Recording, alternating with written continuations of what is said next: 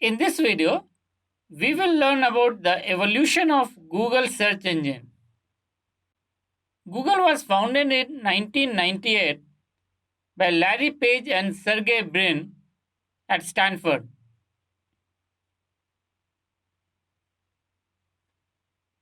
It started by indexing websites in a database and ranking them based on keyword density and number of links from other sites. The thing that differentiated Google from the beginning was the emphasis on links from other sites.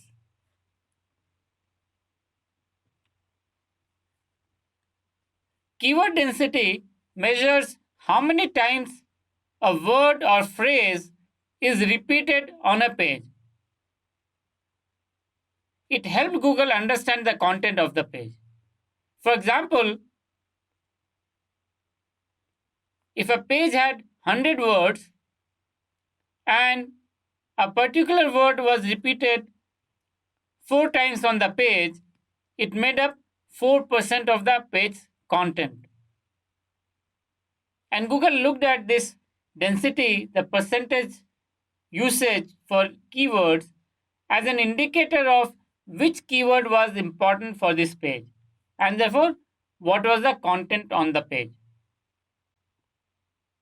The novelty of Google algorithm was using the links from other sites, called backlinks, as a vote of confidence in the quality of the page. The number of links indicate the quality of the page because people link to other pages they like. So if a page had good content, a lot of people would like it and will want to link it to this page from their own website. Larry Page and Sergey Brin found that sites which had good quality, pages which had good quality content, had lots of other pages pointing at them from across the web.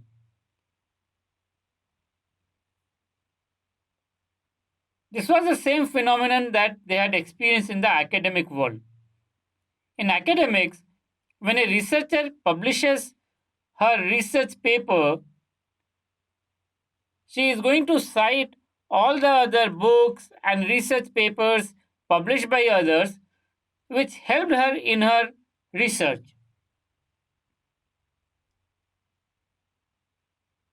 This is called a citation. Citations are a way for people to say, thank you, your content or your work helped me do my work. In academic world, it is used as a measure of quality of the research work.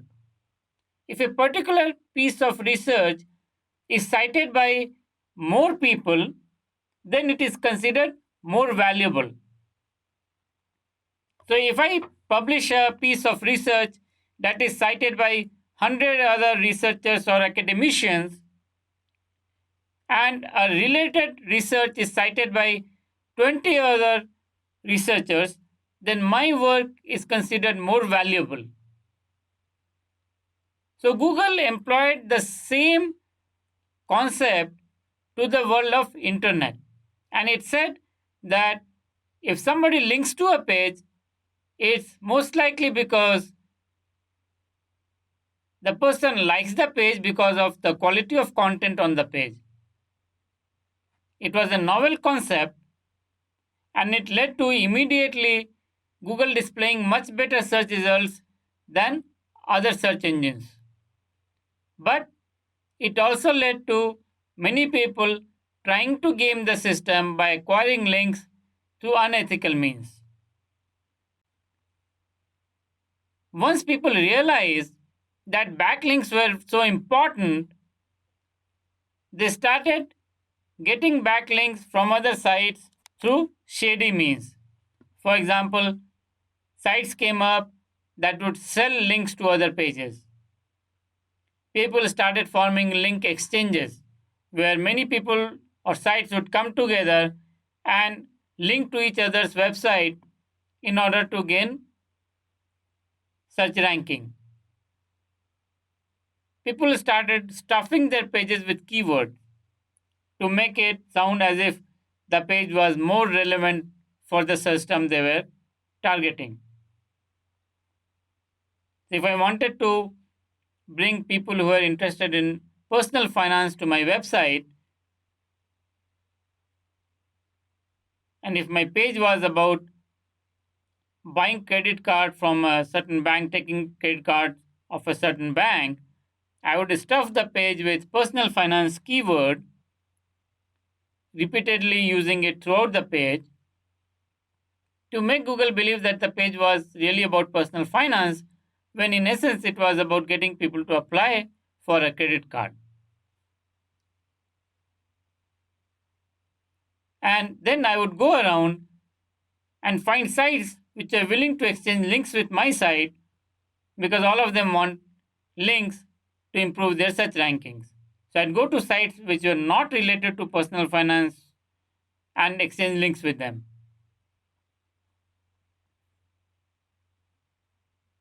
As people indulge in these practices, Google realized that it needed to be smarter, and it started updating its search algorithm. And in the last 15, 16 years, Google has made several changes to its algorithm, partly in response to marketers who are trying to game its algorithm or gaming the system, and partly to improve the quality of search results.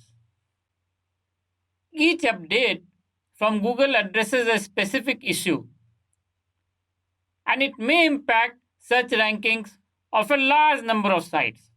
So we have had updates released by Google which impacted 8 or 10% of sites.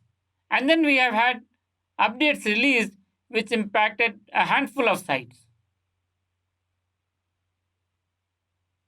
Based on the impact on the web and the search results, the updates are called minor updates or major updates. Every year, Google releases at least a couple of major updates. And the minor updates are rolled out continuously throughout the year.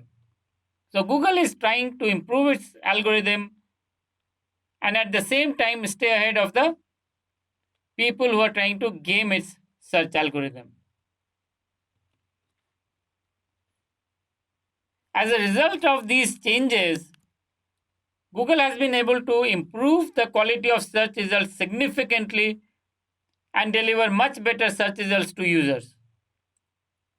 Remember, Google has just one goal: to deliver the best quality search result to its users. Because if users are happy with the search results, they'll come back to Google. If they're not happy with search results, they'll go somewhere else and Google loses its customers. So Google has a huge interest in making sure that the search results are credible, useful, and meaningful to the searchers.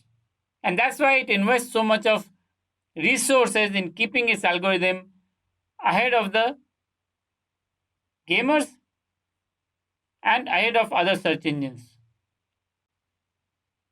Whenever there is an update, some sites will lose their rankings and will lose search traffic. Sometimes the impact is huge and sites can lose almost all of their organic search traffic.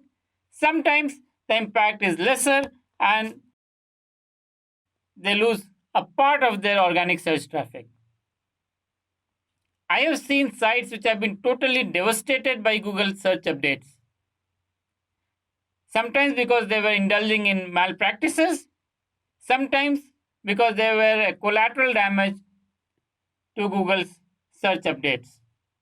So they were not really indulging in bad practices, but Google's update ended up inadvertently impacting the site.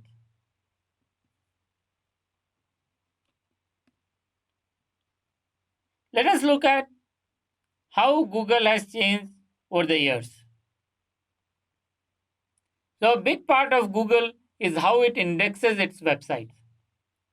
In the early days, due to resource constraints, Google used to update its indexes once a month. It was difficult in those days for Google to index the websites on a continuous basis. It required a humongous amount of IT infrastructure, the bandwidth was limited, Google's server capacity was limited, and the web was growing at a very fast pace. So, what it meant was updates to the pages did not reflect in Google indexes for a few weeks.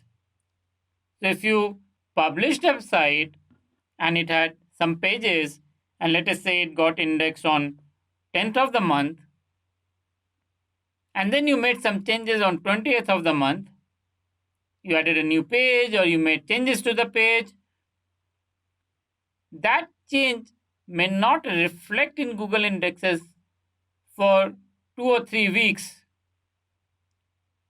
because it wouldn't be before 10th of next month that Google would want to reindex your site. As a result, the search results delivered by Google were sometimes out of date or out of sync with reality. They're not always delivering the freshest, most useful content in search results. In July of 2003, Google switched from monthly to incremental indexing. What it meant was, instead of going back to a site every month and index the complete site all over again, Google started indexing sites for changes that happen on the site and on a continuous basis. So, search bots now go to sites on a very regular basis, sometimes within 2 or 3 days, but they index only the changes to the site, not the entire site all over again. So, if a page has changed, it will index the page again.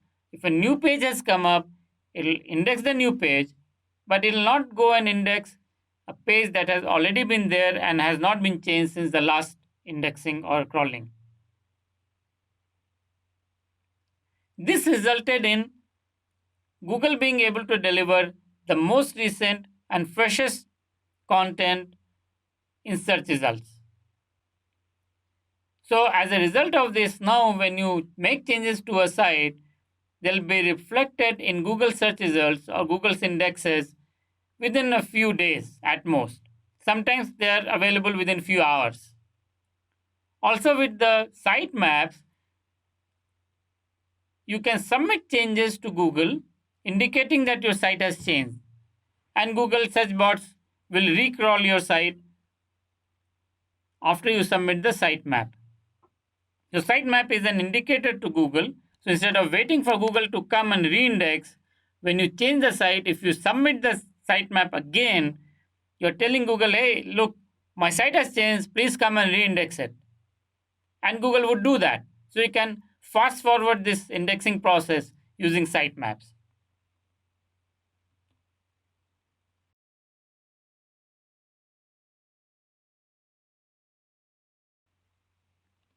Let us look at how Google manages its updates.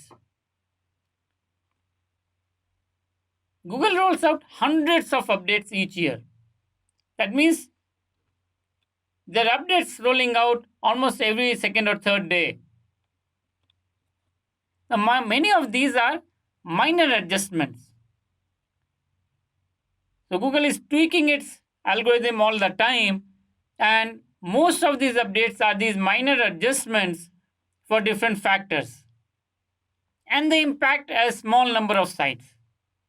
So most of these updates are not even visible to most people.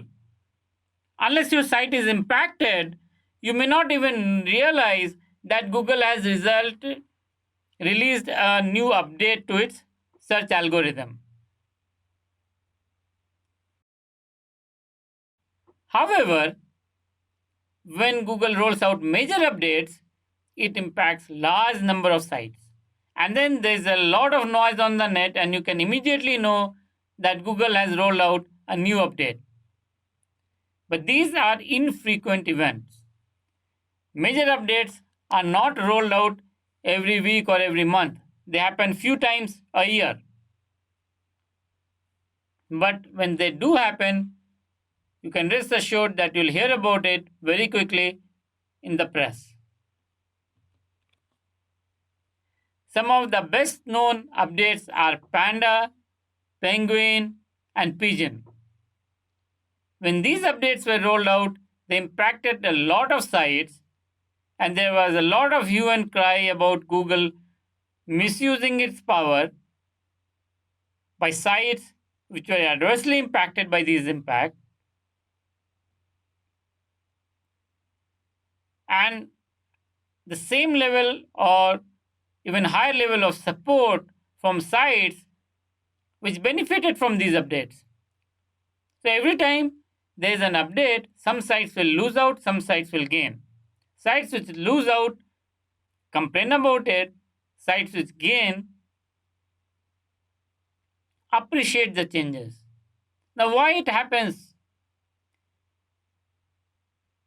Google is always trying to improve its search results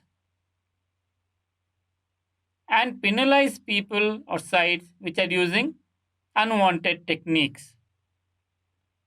Google has a very clear cut, laid down guidelines for how webmasters or website owners should do SEO. How to create content, what kind of content is acceptable, what practices are acceptable, what kind of links are acceptable. Sites which follow those guidelines are unlikely to be impacted by any of the Google updates. But there is no guarantee. So there are times when Google updates impact sites which did everything legally, everything within the guidelines of Google, and still got hit by an update. In such cases, the site owners complain to Google, they typically work with Google and recover from the penalty. But sites that flout those guidelines are also impacted and they will not be helped by Google because the updates are designed to hit them. So, a good practice in SEO is to stick to the guidelines and terms and conditions laid out by Google.